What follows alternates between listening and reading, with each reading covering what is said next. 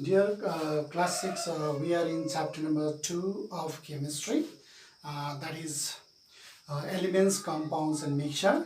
And today in this session we'll do the methods of separating mixture. Okay, so before directly going into these methods, let me tell you once again the definition of mixture. Okay, so mixture is an impure substance made up of different components mixed up randomly in different quantities. Okay, that is mixture. Okay, and this mixture, as I've told you, is composed of different components of different properties, because different components in the mixture have different properties. So these different properties of the different components in a mixture are very much useful in separating them from the mixture. Okay, so those methods are like this. Number one, hand picking. Number one, we have hand picking. So here in hand picking, we simply use our hands to pick up all those unwanted or undesirable substances from the mixture. Okay, for example, separating the small pieces of stones from wheat, okay, rice, pulses, like that. You must have seen that at home also, people separating unwanted substances from wheat, rice, pulses before they cook it. So that is hand picking, which is very simple. Second one we have is winnowing.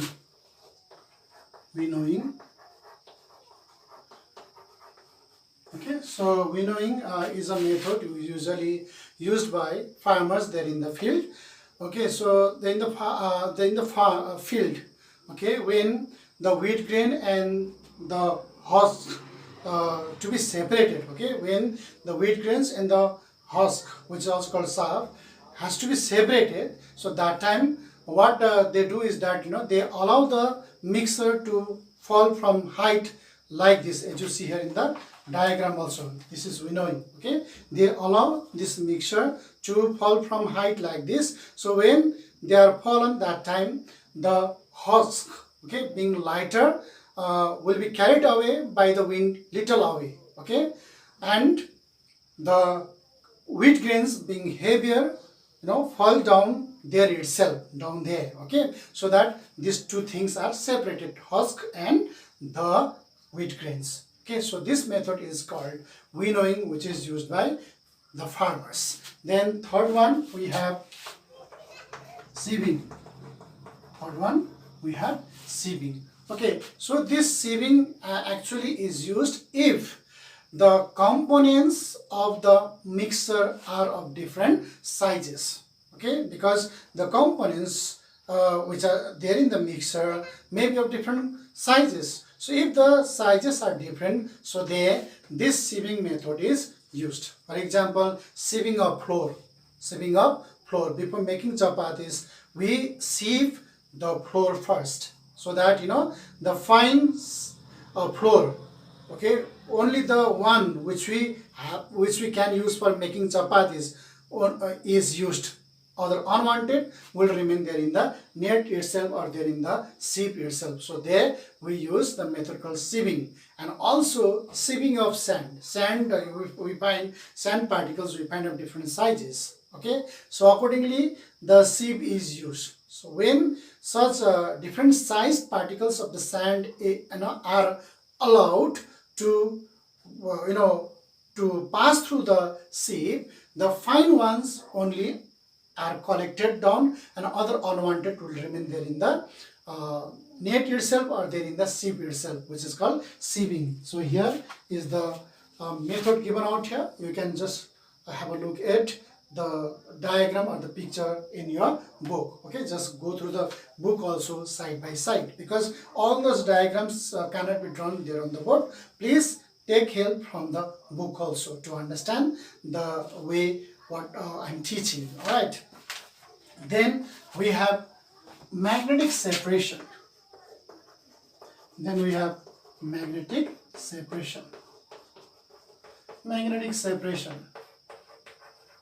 Okay, so in this method we make use of magnetic property of the materials, magnetic properties of the components there in the mixture. Okay, so if the mixture contains magnetic substance and non-magnetic substance. For example, you see iron powder, the mixture of iron powder and sulfur, suppose is there. So you can separate it by using a magnet. So once you bring a magnet close to the mixture of this iron powder and sulfur, now this magnet attracts all the iron powders, whereas sulfur cannot be attracted. So that way you can separate it by using magnet. So this method is called magnetic separation. Number 5, we have sublimation. We have sublimation here. Next method is sublimation. What is sublimation? In fact, you got to know the process called sublimation. Actually, sublimation is a process in which the solid substances are heated and the solid substances are directly converted into the gas without going via the liquid. Okay, without being the liquid, the solid substances on heating directly change into the gas. That is called sublimation. So by the method called sublimation, many of the impure solid substances can be sublimed to pure form. Okay, when they are heated, so those solid substances can be directly changed into gas, and that gas is afterwards cooled down and collected in the pure form. For example, you see camphor. Now number 6, we have sedimentation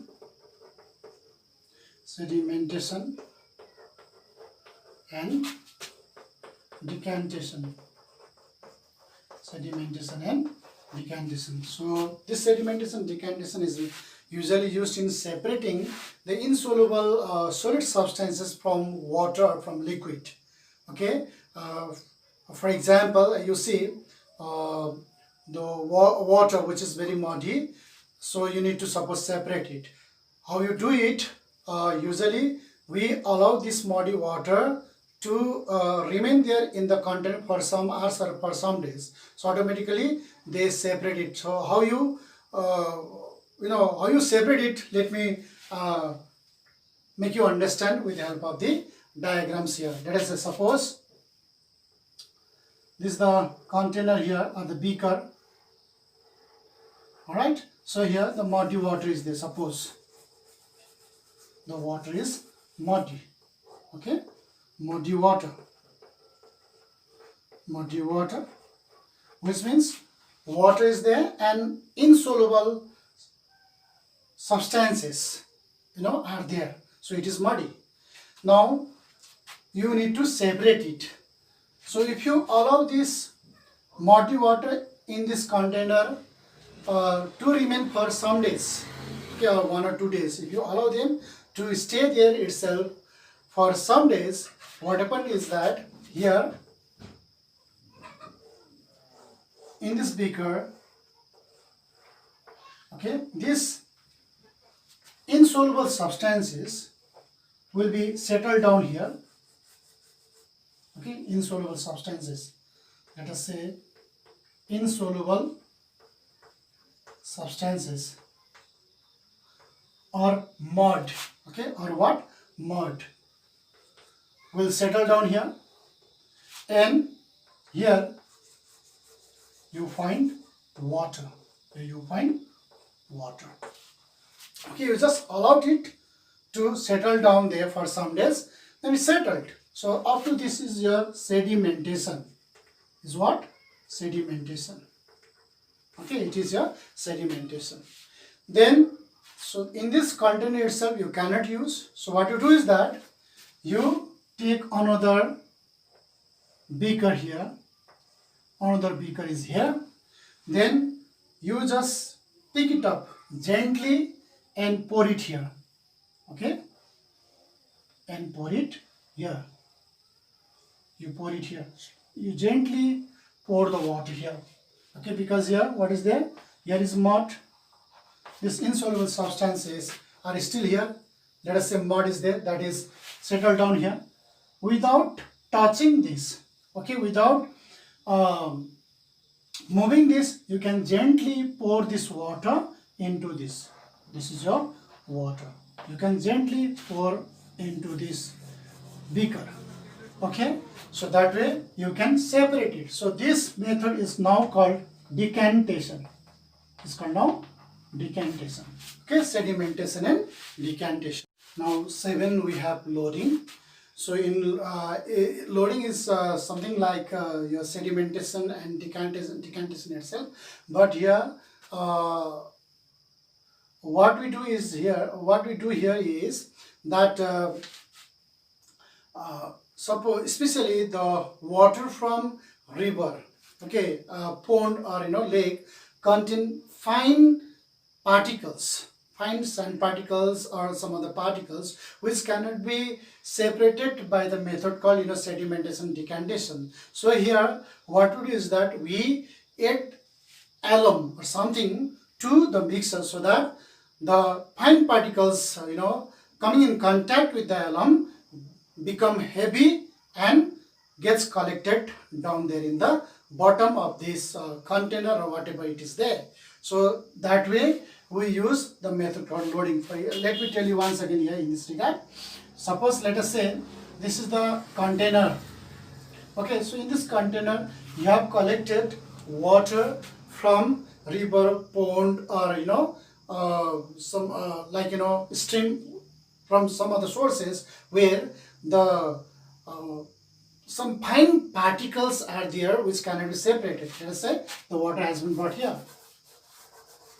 Okay, so if you add this substance called alum, okay, in Nepali it is called fitkeri.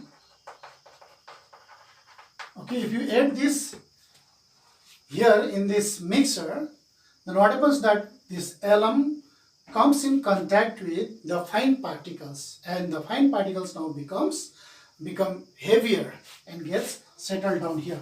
Okay, and get what? Settled down here. Now from here you can separate or you can collect the pure water from here. So this is called loading. Okay, the next we have filtration. We have now filtration.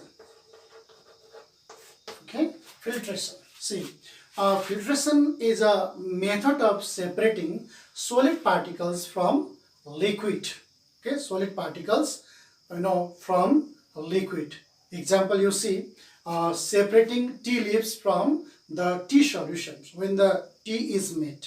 Okay, when the tea is made, so that time what you do is that tea solution is poured through the filter.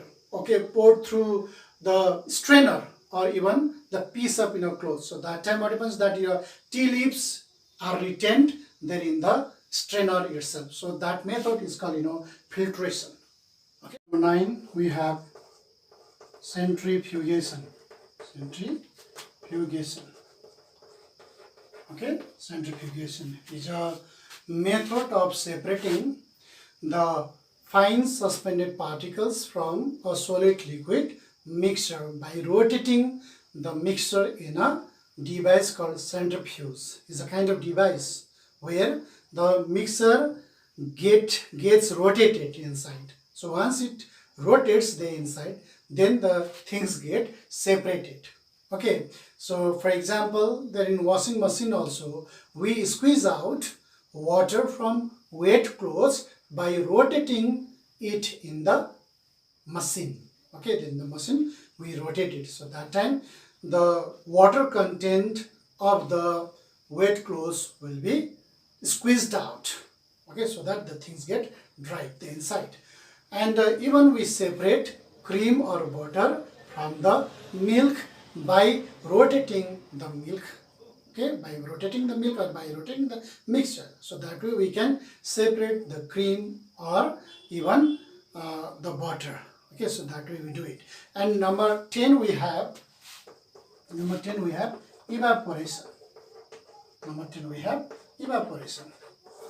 Okay, so evaporation is the method of separating a solid from a liquid. Okay, separating a solid from a liquid by heating it. When you heat it, so that time the liquid portion, okay, liquid content of the mixer will be evaporated, and only the solid portion or the solid content or the solid component will remain there. So example, obtaining salt from seawater. Okay, as you all know that seawater is rich in salt. So there in large scale, what people do is, they pump seawater into the land, okay, and allow the water to get heated and evaporated.